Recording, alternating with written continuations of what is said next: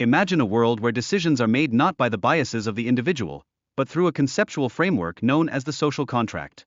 Here, principles are selected with fairness as the cornerstone, fostering a collective approach to governance.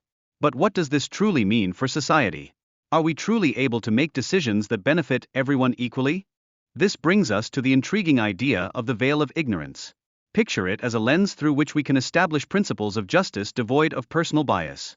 Does this not evoke a sense of intrigue about how decisions would shift if they were crafted to benefit all citizens fairly, irrespective of their unique backgrounds?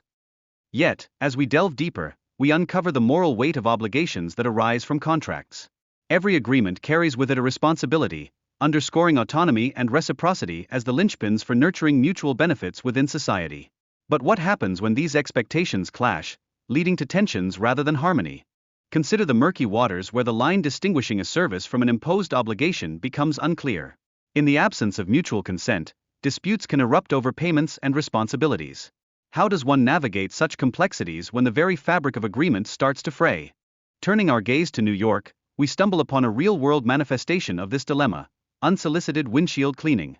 Legal actions emerged against individuals performing such services without consent, drawing the governor's attention and shining a harsh light on violations of personal autonomy. But what are the implications of such actions on the perception of personal rights? Now, let's explore a relatable scenario involving car repairs. What if a repairman starts working on your vehicle without your explicit consent? This situation beckons us to ponder: is it truly fair to charge for services rendered without clear agreement? Where do we draw the line between necessity and imposition? When it comes to decision-making, risk-taking should ideally stem from informed moral judgments rather than a roll of the dice. This notion urges us to reflect on our strengths and weaknesses, particularly within the realm of governance. How pivotal is our understanding of our own capacities in steering the ship of society? Shifting gears, we encounter the concept of meritocracy, which advocates for equal opportunities for all. Yet, systemic barriers often morph this ideal into an elusive dream. How do we amend contract terms to bridge these gaps and genuinely promote fairness across the societal landscape? We often perceive the distribution of wealth as fair only when everyone begins at the same starting line. However, societal inequalities throw a wrench in the gears of this concept.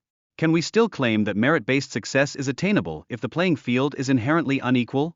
Those endowed with talent carry an implicit obligation to uplift others, as their gifts can catalyze positive change in the lives of the less fortunate.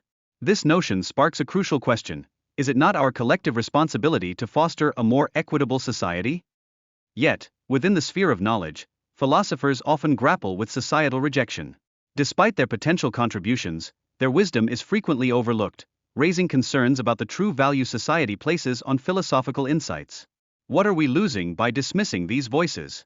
As we examine the intricacies of success, we cannot ignore the powerful influence of external factors, such as social circumstances and education. These elements shape an individual's journey significantly.